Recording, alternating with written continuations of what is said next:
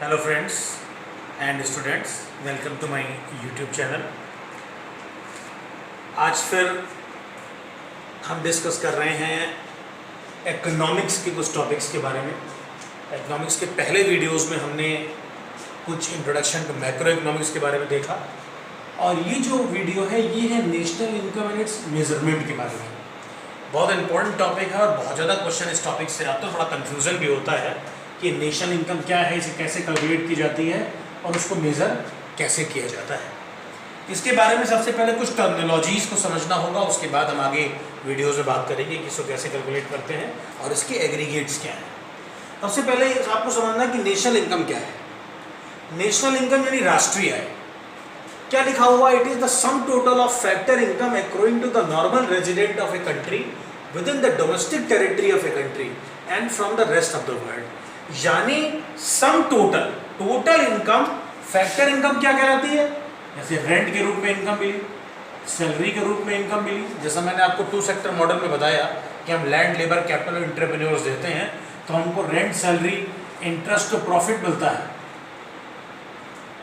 तो factor income का मतलब हमने जो इनकम कमाई in the form of rent, salary, interest and profit, इसका टोटल। और ये किसने कमाई? Normal resident of the country. Normal resident का मतलब भारत के जो निवासी हैं, भारत के अंदर रहने वाले, भारत के नागरिक, भारत के सिटीजन, जो इन्होंने कमाई डोमेस्टिक टेरिटरी यानी भारत के भौगोलिक क्षेत्र से और पूरी दुनिया से। नेशनल इनकम में भारत के अंदर कमाई हुई इनकम प्लस भारत के बाहर से कमाई हुई इनकम, पूरी दुनिया से कमाई हुई इनकम, इन दोनों का टोटल लिया जाता है। It is the money value of final goods and services measured at the current prices. यहाँ पर लिखा है नेशनल इनकम मतलब Y is equal to Q into P। Y मतलब नेशनल इनकम, Q मतलब quantity of, GS means goods and services.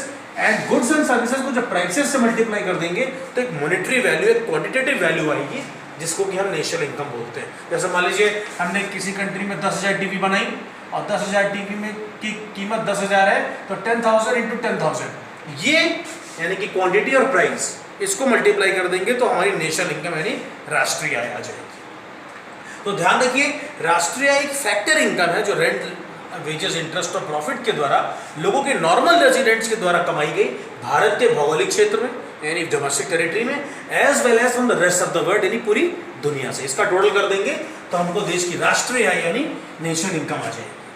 आगे है domestic income. वही बात, अगर आप यही इनकम केवल भारत के डोमेस्टिक क्षेत्र से, घरेलू क्षेत्र में, भारत की डोमेस्टिक एरिया में अर्न करेंगे तो वो केवल डोमेस्टिक इनकम कहलाएगी, नेशनल इनकम नहीं कहलाएगी। Income earn during an accounting year within the domestic territory of a country is termed as DI मतलब डोमेस्टिक इनकम। भारत के, पहली बात तो ध्यान रखना कि जो नेशनल का कैलकुलेशन किया था वो एक अकाउंटिंग ईयर में लिया जाता है, जैसे अप्रैल से मार्च या जनवरी से दिसंबर, क्योंकि डेटा गवर्नमेंट कैलकुलेट करती है तो ये जनवरी, अप्रैल से मार्च में लिया जाता है। तो income earn during an accounting year, Bharat के डोमेस्टिक क्षेत्र में जो भी इनकम लोगों के द्वारा अर्न की गई, इसमें रेस्ट ऑफ द वर्ल्ड नहीं लिया जाएगा।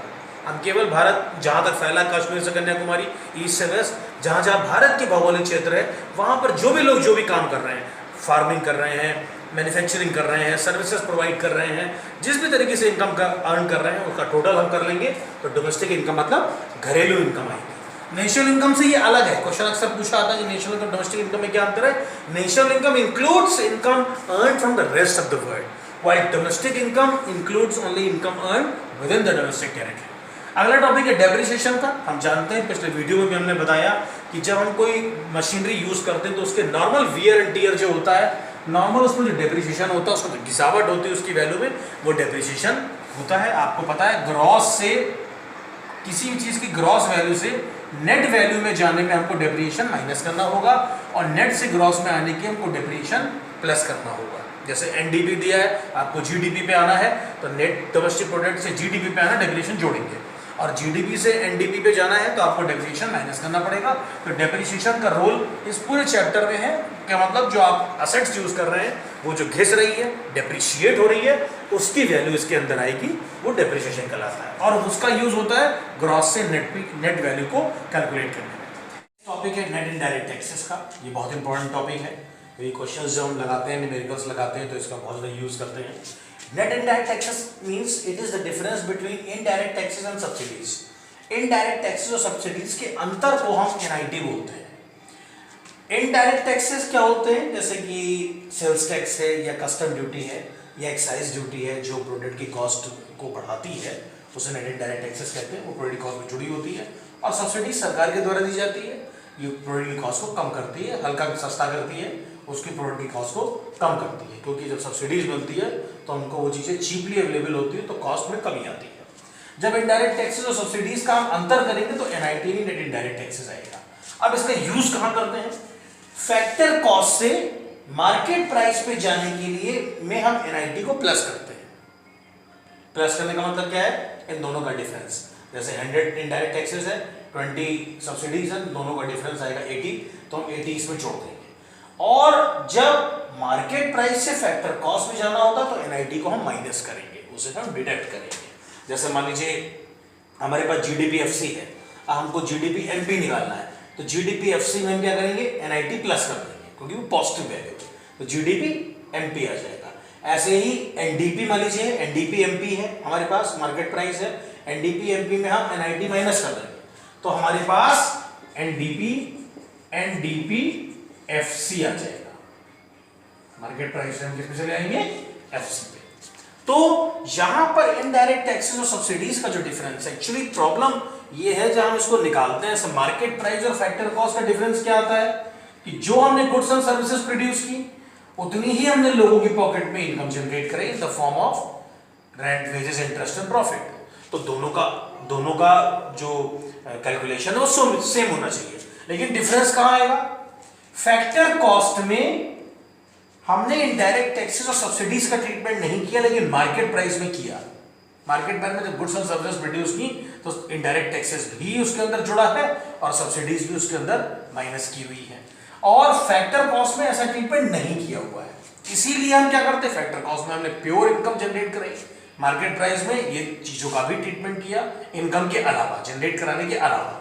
इसीलिए हम क्या करते हैं? जब हम फैक्टर कॉस्ट से मार्केट प्राइस पे जाते हैं तो एनआईटी को जोड़ देते हैं, और जब मार्केट प्राइस से यानी कि गुड्स एंड सर्विसेज से इनकम पे जाना चाहेंगे, फैक्टर इनकम पे, तो हम एनआईटी को माइनस करेंगे, नेट इनडायरेक्ट टैक्सेस को हम माइनस करेंगे।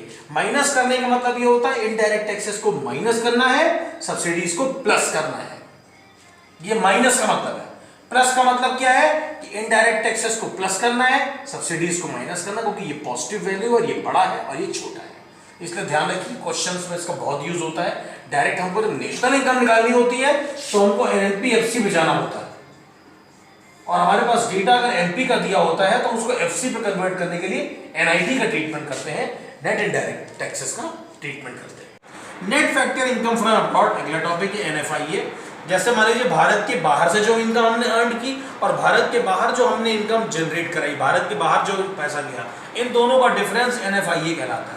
जैसे मान लीजिए $10,000 भारत के बाहर से आए हमारे पास और $5,000 भारत के बाहर चले गए, तो दोनों का डिफरेंस जो होगा 10,000 माइनस 5,000, ये 5,000 रुपीज एनएफआईए में लिए जाएंगे। Net factor income from abroad लिखा है, factor income receive from abroad and factor income paid to abroad. ये रिसीव फ्रॉम अब्रॉड और पेड टू अब्रॉड का डिफरेंस होता है, और ये पॉजिटिव और निगेटिव दोनों हो सकता है। सपोज करिए आपने इनकम अर्न ज्यादा की, पेड कम की, तो ये पॉजिटिव होगा, और आपने अर्न कम की, पेड ज्यादा कर दी, तो ये नेगेटिव होता है। इसका भी अपना यूज होता है कैलकुलेशन करने में, आगे इसको समझाएंगे। पॉजिटिव और नेगेटिव, ये प्लस और माइनस दोनों होता है। नेक्स्ट टॉपिक है aggregates of national income. Aggregates of national income को हम समझने के लिए सबसे पहले मार्केट प्राइस और फैक्टर कॉस्ट के कॉन्सेप्ट को समझते हैं, उसके बाद हम आगे एक्सप्लेन करेंगे। समझिए मार्केट प्राइस और फैक्टर कॉस्ट क्या होता है। सपोज करिए हमने कुछ गुड्स एंड सर्विसेज इकोनॉमी में प्रोड्यूस की, तो जितनी गुड्स एंड सर्विसेज इकोनॉमी में प्रोड्यूस की उतना ही लोगों की पॉकेट में रेंट, वेजेस, इंटरेस्ट और प्रॉफिट के माध्यम से पैसा गया। इसका मतलब market price of goods and services must be equal two factor cost. यानी अगर भारत के अंदर एक इकोनॉमिक ईयर में 1 लाख टीवी प्रोड्यूस की जाती हैं और 1 लाख टीवी को हर एक की कीमत 10,000 है, तो ये ध्यान रखिए उतनी ही रेंट, वेजेस, इंटरेस्ट और प्रॉफिट के माध्यम से लोगों की पॉकेट में पैसा पहुंचा। इसीलिए कहते हैं प्रोडक्शन जनरेट्स इनकम। जितना ज़्यादा प्रोडक्शन होगा उतना ज़्यादा इनकम लोगों की पॉकेट में पहुंचेगी, एंड इनकम जनरेट्स एक्सपेंडिचर। जितना ज़्यादा लोगों की पॉकेट में इनकम होगी वो उतना ही खर्चा करेंगे। इसीलिए गवर्नमेंट कोशिश करती है प्रोडक्शन बढ़ाया जाए। प्रोडक्शन बढ़ाने से क्या होता है, जितनी गुड्स एंड सर्विसेज प्रोड्यूस्ड होंगी उतना ही लोगों को इनकम पहुंचेगी। कोई रेंट लेगा, किसी को वेजेस के माध्यम से पहुंचेगी, किसी को इंटरेस्ट मिलेगा और किसी को प्रॉफिट मिलेगा। तो higher the production, higher the factor cost, higher is the income in the pocket of the factor owners, and higher the income, higher will be the expenditure by them। अगर economy को flourish करना है, economy की GDP को बढ़ाना है, तो GDP का सीधा मतलब more goods and services. More goods and services means more factor income in the pocket of others, more factor income means more expenditure. जितना ये तीन चीजें एक साथ रिलेटेड होती हैं, production generates income, income generates expenditure. तो नेशनल इनकम के कॉन्सेप्ट को समझने के लिए आपको मार्केट प्राइस और फैक्टर कॉस्ट समझना पड़ेगा। ध्यान रखिए, मार्केट प्राइस और फैक्टर कॉस्ट की नेशनल इनकम सेम होती है, क्योंकि जितनी गुड्स एंड सर्विसेज प्रोड्यूस की उतना ही लोगों की पॉकेट में पैसा पहुंचाया। तो ये दो कॉन्सेप्ट होते हैं, लेकिन इनका कैलकुलेशन सेम होता है, ये ध्यान रखिए। अब आगे बढ़ रहे हैं। सबसे पहले जीडीपी एमपी, तो यहाँ चार चार कॉन्सेप्ट हमने लिए हैं, GDP MP, NDP MP, GNP MP और एनएनपी एमपी। एमपी मतलब मार्केट प्राइस। फिर चार कॉन्सेप्ट लिए हैं, जीडीपीएफसी, एनडीपीएफसी, जीएनपीएफसी और एनएनपीएफसी। अब यहाँ पर हम इन्हीं कॉन्सेप्ट को फैक्टर कॉस्ट से समझाएंगे, ठीक है। जीडीपी का मतलब होता है, जीडीपी मतलब gross domestic product at market price. GDP मतलब gross domestic product at MP मतलब market price is the market value of final goods and services produced during a year within the domestic territory of a country. It includes depreciation. ध्यान रखिए, GDP MP का मतलब क्या है, gross. जी का मतलब gross, domestic मतलब घरेलू और प्रोडक्ट मतलब उत्पादन यानी प्रोडक्शन। ग्रॉस डोमेस्टिक प्रोडक्ट का मतलब है, ग्रॉस का मतलब टोटल, डोमेस्टिक मतलब with in the domestic territory यानी भारत के भौगोलिक क्षेत्र में, भारत के अंदर, और प्रोडक्ट मतलब उत्पादन। तो कुछ याद करने की जरूरत नहीं है, आप इसकी फुल फॉर्म से ही इसकी डेफिनेशन लिख देंगे। Gross domestic product at market price is the market value. हम यहाँ पर मार्केट वैल्यू लेंगे, यानी जितनी goods and services market value में मार्केट में अवेलेबल है उनकी मार्केट प्राइस लेंगे। Final goods and services produce during a year within the domestic territory of a country. It includes depreciation. इसके अंदर डेप्रिसिएशन इंक्लूड होता है क्योंकि ये ग्रॉस है।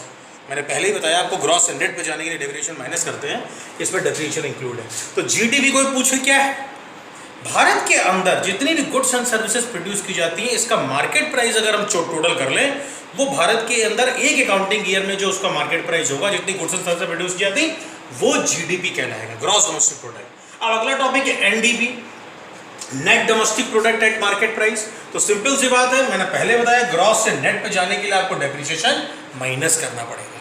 तो सीधी सी बात है, एनडीपी कैसे आ जाएगा, इसी जीडीपी में हम डेप्रिसिएशन माइनस कर दें। अगर हमको इस डेफिनेशन को बनाना है तो कुछ कोई कहना ही नहीं है, वही डेफिनेशन उतार दीजिए। NDP is the market value of final goods and services produce during an accounting year within the domestic territory of a country excluding depreciation. केवल डेप्रिसिएशन एक्सक्लूडिंग कर दीजिए, इसमें डेप्रिसिएशन इंक्लूड कर दीजिए, तो एनडीपी आ जाएगा। अब अगला टॉपिक है GNP, gross national product at market price. Simple सी बात है, पहले हम डोमेस्टिक पे थे, अब हम नेशनल पे आ गए, डी से एन पे आ गए।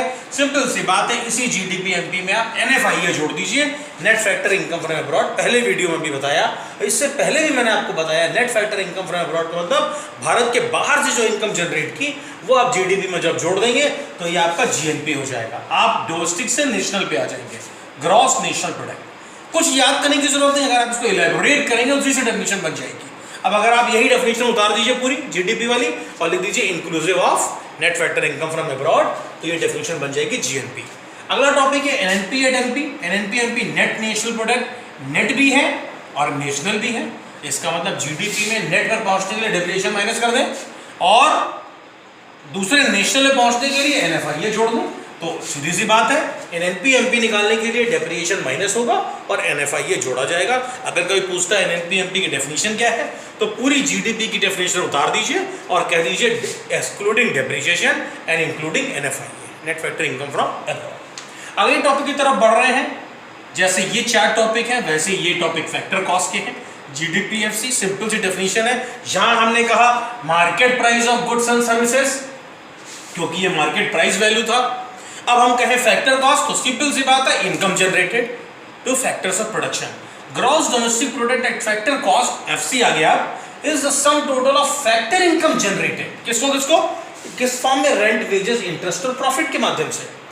With in domestic territory of a country during a year including depreciation. अब ध्यान रखिए, जो लैंड, लेबर, कैपिटल और एंटरप्रेन्योर जो अपने रिसोर्सेज देते हैं, इनको जो रेंट, वेजेस, इंटरेस्ट और प्रॉफिट के माध्यम से जो इनकम होती है, इसका टोटल आप कर दीजिए एक अकाउंटिंग ईयर में, और वो भी डोमेस्टिक टेरिटरी में, यानी भारत के भौगोलिक क्षेत्र में। तो जीडीपी एफसी आ जाएगा, फैक्टर कॉस्ट आ जाएगा। अब वही काम करना जो ऊपर किया, जीडीपी एफसी में डेप्रिसिएशन माइनस कर दीजिए, एनडीपी एफसी आ जाएगा, पूरी डेफिनेशन यही उतार दीजिए, एक्सक्लूडिंग डेप्रिसिएशन कर दीजिए।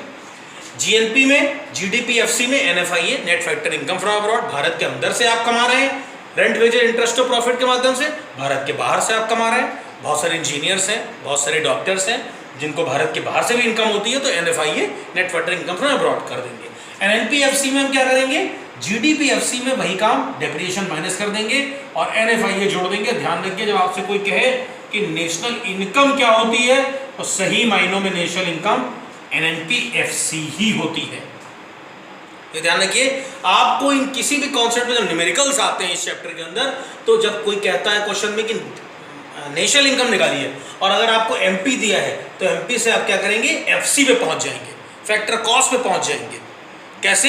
नेट इनडायरेक्ट टैक्सेस का ट्रीटमेंट करके, एनआईटी का ट्रीटमेंट करके आप एफसी पे आ जाएंगे। और अगर नेशनल इनकम निकालना है तो आपको एनएनपीएफसी पे जाना पड़ेगा, net national product at factor cost, क्योंकि फैक्टर कॉस्ट ही इनकम है और दोनों से आता सेम है, लेकिन अब नेशनल इनकम का मतलब एनएनपीएफसी होता है, जो होता है net national product at factor cost. ये देखिए, यहां पर भी हमने कुछ लिखा हुआ है, इसको समझिए, एरो देखिए। ग्रॉस से नेट पे जाने के लिए डेप्रिसिएशन माइनस करेंगे, आपको पता है। नेट से ग्रॉस पे आने के लिए डेप्रिसिएशन जोड़ेंगे, उल्टा करेंगे। ऐसे ही डोमेस्टिक प्रोडक्ट है, उससे नेशनल प्रोडक्ट पे आने के लिए एनएफआईए जोड़ेंगे, net factor income from abroad. वही बात हो गई, डोमेस्टिक इनकम से नेशनल इनकम, डोमेस्टिक प्रोडक्ट से नेशनल प्रोडक्ट, नेशनल प्रोडक्ट से डोमेस्टिक प्रोडक्ट पे आने के लिए एनएफआईए माइनस किया जाएगा। ये कॉन्सेप्ट आप जानते हैं, सब न्यूमेरिकल्स में काम आएंगे। और यही बात जो हमने यहाँ पे आपको बताई, इस जगह पर हमने बताई, हमने कहा कि आप एमपी से एफसी पे चले जाइए। कैसे? एमपी से एफसी पे जाने के लिए एनआईटी माइनस करिए, और फैक्टर कॉस्ट से एमपी पे आने तो एनआईटी जोड़िए। कभी कभी कहता है फैक्टर कॉस्ट से कॉन्सेप्ट दिए होते हैं, एनडीपीएफसी दिया है या जीडीपीएफसी दिया है, और वो कहता है कि जीडीपी एमपी निकालो, तो आपको क्या करना है, एफसी से एमपी पे आना पड़ेगा, एनआईटी जोड़ना पड़ेगा, और एमपी से एफसी पे आना पड़ेगा तो NIT, net indirect taxes, minus करना पड़ेगा। Net indirect taxes, the difference between indirect taxes and subsidy. Indirect taxes subsidy का जो अंतर होता है वो एनआईटी आता है। ध्यान रखिए, एनआईटी माइनस में भी आ सकता है, तो जहां माइनस कर रहे हैं वहां माइनस माइनस प्लस हो जाएगा, और जहां प्लस कर रहे हैं वहां माइनस हो जाएगा। क्योंकि कभी कभी क्या होता है, इनडायरेक्ट टैक्सेस कम होता है, सब्सिडी ज़्यादा होती है, और इनडायरेक्ट टैक्सेस ज़्यादा, सब्सिडी कम है, तो प्लस में आएगा। NIT can be both positive and negative. हम यहाँ ये मान रहे हैं इनडायरेक्ट टैक्सेस प्लस कर रहे हैं, सब्सिडीज माइनस कर रहे हैं, तो फैक्टर कॉस्ट से मार्केट प्राइस पर जाएंगे, एनआईटी जोड़ेंगे, और मार्केट प्राइस से फैक्टर कॉस्ट पे आएंगे तो एनआईटी माइनस करेंगे। नेक्स्ट टॉपिक है, जो नेक्स्ट टॉपिक है वो है national GDP and real GDP. बहुत इंपॉर्टेंट कॉन्सेप्ट है, उस पर न्यूमेरिकल्स बहुत आते हैं और क्वेश्चंस भी बहुत आते हैं, और समझना बहुत जरूरी है। Nominal GDP and real GDP, जैसा मैं आपको बताया कि जीडीपी क्या होता है, quantity into price, quantity into price. लेकिन प्राइस कौन सा लेना है, करंट ईयर प्राइस, यानी जो आज चल रहा है। अगर क्वांटिटी को आज जो चल रहा है प्राइस से उससे मल्टीप्लाई करेंगे तो नॉमिनल जीडीपी आएगी। वहीं उसी क्वांटिटी को अगर आप बेस ईयर प्राइसेस से मल्टीप्लाई करेंगे, यानी वो प्राइसेस जब भारत के अंदर बेस ईयर प्राइसेस लिए जाते हैं 11 और 12 के आधार पर, जैसे आपने इंडेक्स नंबर लगाया होगा, वहाँ बहुत सारी फिगर्स को हम बेस ईयर प्राइसेस पे कन्वर्ट करते हैं। क्यों? ताकि वो कंपैरिजन किए जा सके। तो बेस ईयर प्राइसेस क्या होते हैं, भारत के अंदर 11 और 12 के प्राइसेस बेस ईयर लिए जाते हैं, यानी कि सबसे कम इन्फ्लेशन बढ़ी। तो हमको क्वांटिटी को मल्टीप्लाई करना है बेस ईयर प्राइसेस से, ना कि करंट ईयर प्राइसेस से। अब दोनों में डिफरेंस क्या है समझिए। जैसे भारत के अंदर सपोज करिए कि 100 टीवी बनी और एक टीवी की कीमत 100 रुपए है, तो हमारी जीडीपी आई 10,000। अब मान लीजिए वही उसी टीवी की कीमत 200 रुपए हो जाए, तो आपको ये लगेगा कि देश की जीडीपी बढ़ गई और दुगनी हो गई। ध्यान दीजिए, जीडीपी प्राइसेस बढ़ने से नहीं बढ़ती। हम कहते हैं भारत एक फास्टेस्ट ग्रोइंग कंट्री है, चाइना फास्टेस्ट ग्रोइंग कंट्री है, प्राइसेस बढ़ने से नहीं हो सकती, क्वांटिटी बढ़ने से होगी। जितनी ज़्यादा गुड्स एंड सर्विसेज प्रोड्यूस होंगी उतनी ज़्यादा इनकम लोगों की पॉकेट में पहुंचेगी, ना कि प्राइसेस बढ़ने से जीडीपी बढ़ेगी। तो अगर प्राइसेस दुगने हो गए या प्राइसेस बढ़ गए तो जीडीपी बढ़ी, तो वो रियल जीडीपी नहीं हो, तो नॉमिनल जीडीपी आर्टिफिशियल है, उसमें तो इन्फ्लेशन बढ़ गया, महंगाई बढ़ गई, वो उससे आप देश तरक्की नहीं करेगा। देश प्रोग्रेस तब करेगा, जैसे मैंने यहां लिखा, real GDP increases only when there is an increase in the quantum of output. Quantum मतलब क्वांटिटी। प्राइसेस बढ़ने से जीडीपी नहीं बढ़ेगी देश की, ध्यान रखिए। जीडीपी कब बढ़ेगी? जब देश की क्वांटिटी बढ़ेगी, गुड्स एंड सर्विसेज का प्रोडक्शन बढ़े। और इसीलिए क्या होता है, जैसे फॉर एग्जांपल अब इसी क्वेश्चन को हम ले रहे हैं कि देश के अंदर 100 टीवी बनी, एक टीवी की कीमत 100 रुपए है तो 10,000 आई जीडीपी। और टीवी की कीमत मान लीजिए बेस ईयर प्राइसेस के हिसाब से 100 ही हमने ली, लेकिन गुड्स एंड सर्विसेज ज़्यादा प्रोड्यूस हुई, 100-150 टीवी बनी, तो हमारी जो रियल जीडीपी आई वो 15,000 आई। तो हमको दिखेगा कि जीडीपी में 5,000 की इंक्रीज हुआ। तो हम जीडीपी ग्रोथ कहाँ से नापेंगे? प्राइसेस से नहीं नापेंगे।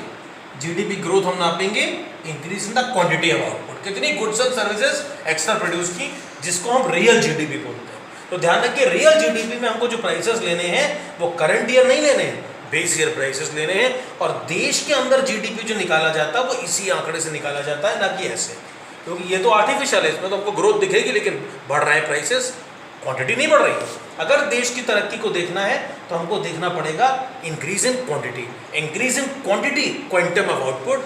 तभी मैंने आपको ऊपर बताया, more goods and services produce means more income in the pocket of factor owners. तो ध्यान रखिए, ग्रोथ इन क्वांटिटी देखनी है, ना कि ग्रोथ इन प्राइस। और ग्रोथ इन क्वांटिटी को देखने के लिए हमें क्या करना पड़ेगा? We have to multiply the take prices which is related with the base year, ना कि which is related with the current year. तो क्या होता है, जैसे यहाँ पर रियल जीडीपी का फार्मूला भी दिया है, nominal GDP upon price index into 100। Price index क्या होता है? प्राइस इंडेक्स होता है जीडीपी डिफ्लेटर, इसको बोलते हैं GDP deflator, GD. GDP deflator को ही प्राइस इंडेक्स बोलते हैं। नॉमिनल जीडीपी यानी ये वाली अपॉन रियल जीडीपी इनटू, इसमें हम 100 से मल्टीप्लाई ना करें तो भी ठीक है, इसका एक इंडेक्स आ जाएगा। इंडेक्स मतलब एक रेशियो आ जाएगा। जब इसी प्राइस इंडेक्स और जीडीपी डिफ्लेटर को आप नॉमिनल जीडीपी से डिवाइड कर देंगे तब रियल जीडीपी आ जाएगी। और इसीलिए क्वेश्चंस आते हैं नॉमिनल जीडीपी को रियल जीडीपी में कन्वर्ट करने के या रियल को नॉमिनल में कन्वर्ट करने के।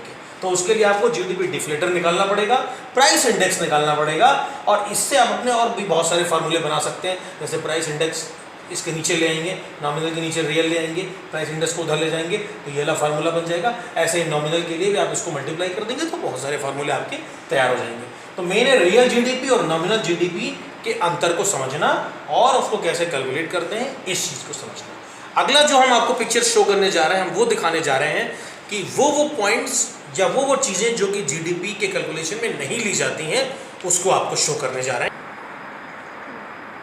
अब अगला टॉपिक है कि इनमें कौन कौन से ऐसे टॉपिक्स हैं, ऐसे पॉइंट्स हैं जो कि जीडीपी के नेशनल इनकम कैलकुलेशन में नहीं लिए जाते। ये भी इस पर भी न्यूमेरिकल्स आते हैं कभी कभी।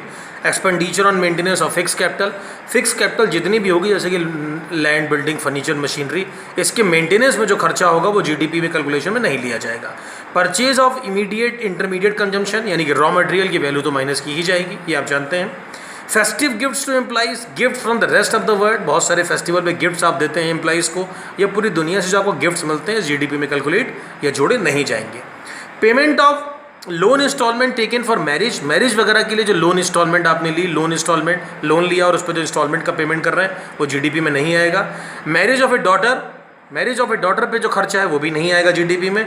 Financial help receive by natural calamity victim, जैसे कि अर्थक्वेक वगैरह आ गया, तो नेचुरल कैलेमिटी विक्टिम्स वगैरह जो हैं जिनको फाइनेंशियल हेल्प या गवर्नमेंट की तरफ से कोई इंसेंटिव दिया जाता है वो नहीं लिया जाएगा।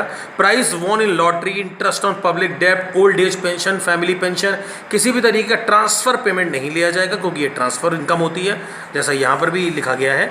ट्रांसफ़र इनकम का मतलब ये होता है कि जो अर्न नहीं किया गया, फ्री ऑफ कॉस्ट आपको दे दिया गया, उसमें family pension, old age pension ये आता है। Expenditure on purchase of share, second hand goods और शेयर्स की खरीद बिक्री पर जो खर्चा होता है वो जीडीपी में नहीं लिया जाता। कंपलसरी ट्रांसफर पेमेंट जैसे कि wealth tax, capital gains tax सरकार को जो आप देते हैं ये नहीं लिया जाएगा। और इम्प्यूटेड रेंट, इम्प्यूटेड सैलरी, ये नेशनल इनकम में इंक्लूड किया जाएगा। ध्यान रखिए, इम्प्यूटेड का मतलब होता है जैसे कि हमारे अपने ही प्रॉपर्टी पे हम काम कर रहे हैं, अपनी लैंड पे काम कर रहे हैं, अपनी बिल्डिंग में काम कर रहे हैं, खुद ही काम कर रहे हैं, सैलरी नहीं दे रहे हैं किसी को, तो जो सैलरी इम्प्यूटेड होती है, जो अपने द्वारा अर्न की होती है, किसी दूसरे की हेल्प नहीं लेते हैं, हम खुद ही काम करते हैं, वो इम्प्यूटेड रेंट और इम्प्यूटेड सैलरी होती है, वो नेशनल इनकम में इंक्लूड की जाएगी। कंपल्सरी ट्रांसफर पेमेंट जैसे कि wealth tax, capital gains tax, ये सब नेचुरल इनकम में कैलकुलेट इंक्लूड नहीं किए जाएंगे। Thank you.